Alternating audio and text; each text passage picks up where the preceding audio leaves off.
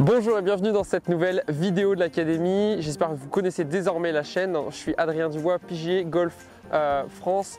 Aujourd'hui, je vais vous aider à vous entraîner pour optimiser donc le relâchement de votre club, ce qui va vous permettre donc de gagner facilement en régularité pour deux raisons. La toute première, c'est que vous allez améliorer vos contacts de balle. Ça, c'est la toute première raison de savoir relâcher correctement votre club. Et deuxième intérêt, eh bien, ça va améliorer également votre trajectoire. Dans l'entraînement et dans l'académie, je propose le concept CTSD, contact, trajectoire, spin et distance. Eh bien, dans cet exercice, vous allez certes pouvoir régler le contact et la trajectoire, mais on va aussi améliorer bien évidemment la qualité d'un bon spin et la distance qu'on verra dans d'autres vidéos.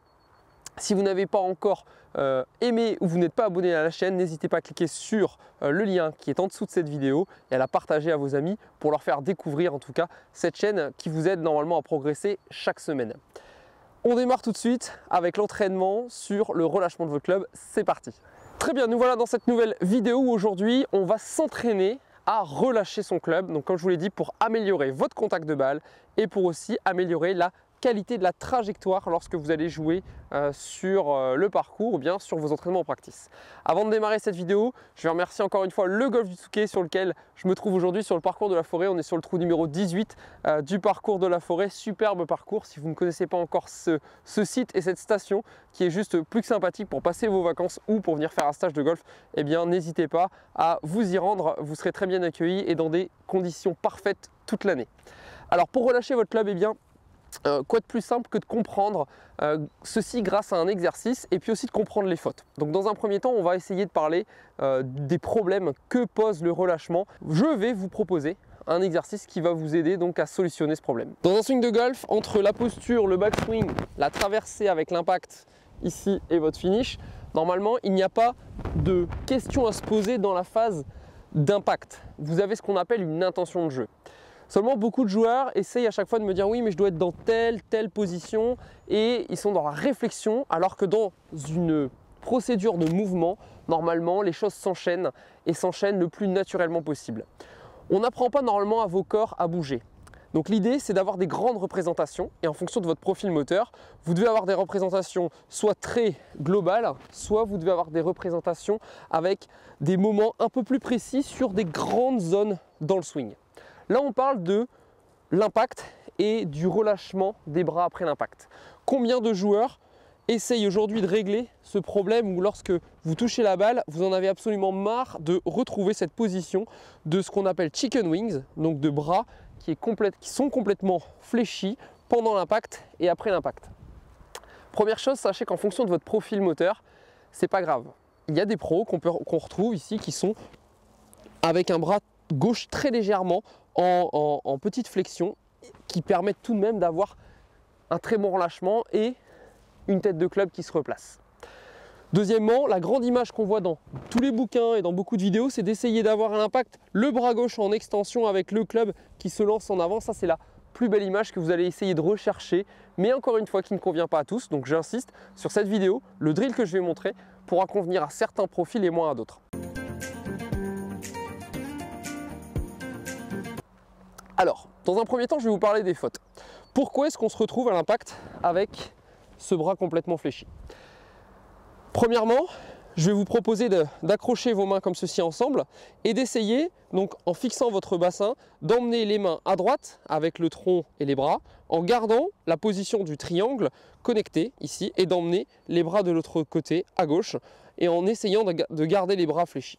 Vous allez voir que votre position va être limitée dans l'espace, alors que si vous commencez à engager ce qu'on appelle les gros muscles du bassin et du tronc, vous allez pouvoir, à partir de là, entre le backswing où j'enclenche de la rotation ici de mon bassin et au retour où j'enclenche de la rotation au finish, je vais pouvoir lancer mes bras en extension. Ce que je vous propose, c'est de pouvoir comprendre comment vous allez faire pour essayer de tourner et surtout, dans cette position-là, on n'a aucun outil dans les mains, donc il n'y a que les gros muscles qui bougent pour lancer les bras.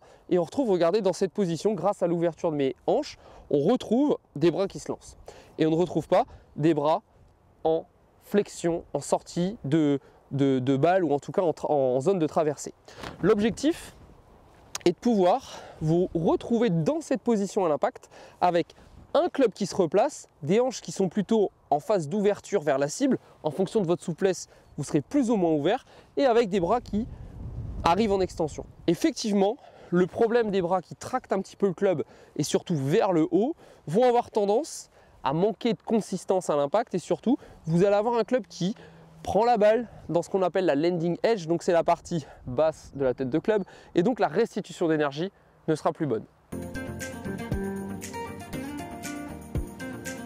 Donc l'objectif est de savoir, certes, apprendre à tourner, mais il faut le coordonner avec l'action de vos mains. Et donc c'est le plus gros sujet du relâchement dans cette vidéo que j'allais vous proposer, c'est qu'en fonction de votre profil, si vous êtes quelqu'un qui bouge en bloc, on appelle ça un associé. L'associé va faire bouger sa tête de club et son corps en mouvement au début et au retour. La tête de club, le sternum, vont rester alignés du début à l'impact et jusqu'à la fin.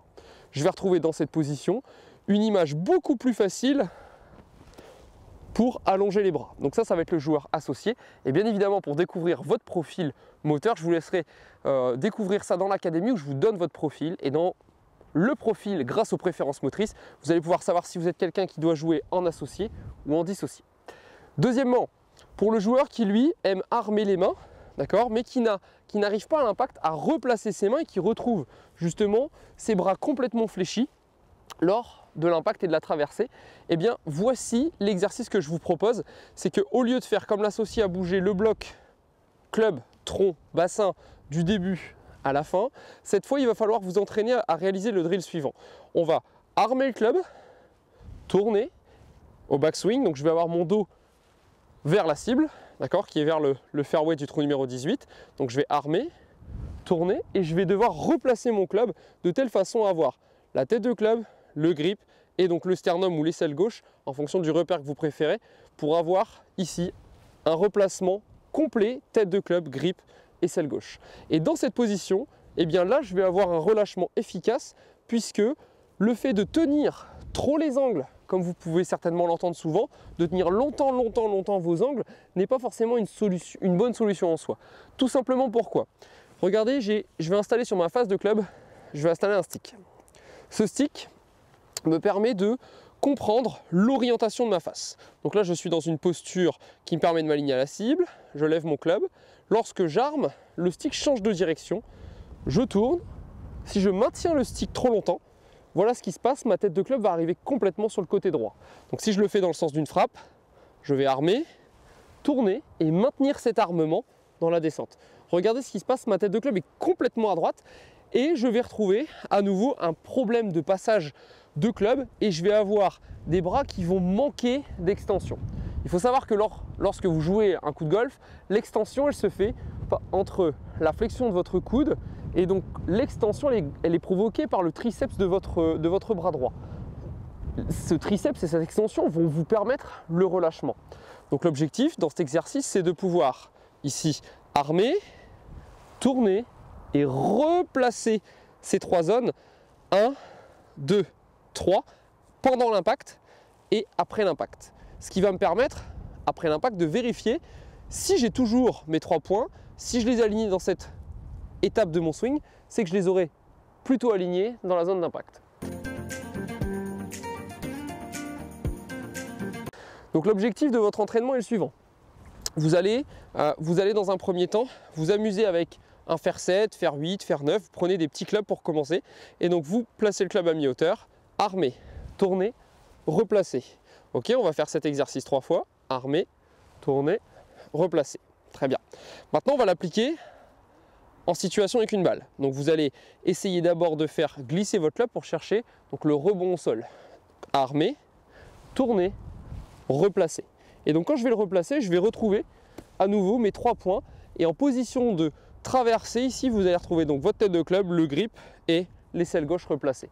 Mais dans cette étape, vous aurez donc une ouverture avec le tronc face à la cible et vous n'aurez pas forcément un regard qui va rester longtemps sur cette balle. L'objectif c'est que la tête de club se replace dans la zone d'impact et que les mains soient certes très légèrement en avant, mais qu'elles puissent ici être compressées par l'extension du côté droit qui va lancer la tête de club. Dans votre entraînement, à partir de là, c'est de pouvoir enchaîner, armer, tournez et vous allez créer donc un système de pompe. 1, 2, 3 et je vais le rythmer lentement pour essayer de coordonner ça dans un premier temps avec des petits clubs.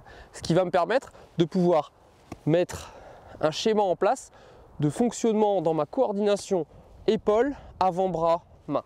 Donc on y va, une fois que je suis installé, c'est parti. Donc armé, tourner, petite pompe, et quand vous le sentez bien, je replace les 3, je tourne. Super, je suis en demi ou 3/4 de swing, ma balle est sortie droite, j'ai réalisé mon divot et j'ai le replacement de ma tête de club, mon grip et mon aisselle gauche.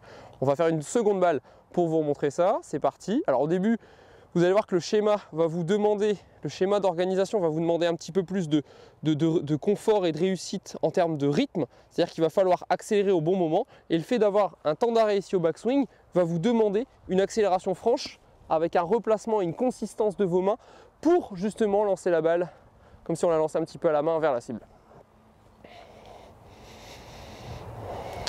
Armé, tournez. Ok, super. Et là, je retrouve le placement, encore une fois, d'une sortie plutôt neutre. Quand vous allez avoir des sorties de balles qui vont être très neutres, ça sera bon signe. Ça veut dire que dans la zone d'impact, vous aurez donc ces 3 points qui se replacent. Et si vous voyez que des divots commencent à se mettre en place, ça veut dire que l'intention de votre tête de club est vers le sol et l'intention n'est pas vers le ciel trop tôt. Donc ça, c'est super intéressant. Voici à l'inverse un problème de réalisation dans l'exercice. Donc armé, tourner, lancer bras. Et je vais retrouver cette fois les poignets qui s'actionnent en premier. Les poignets, et là j'aurai plus de passage. Donc que va faire le corps? Le corps va monter pour laisser passer la tête de club. Et là malheureusement ça ne marchera plus, on n'aura plus aucune rotation. Donc si je donne un petit moyen mémotechnique, on va faire armé, tourner, faire face. On recommence, armé, tourner, faire face. Ok, dernière fois. Armé, tourner, faire face.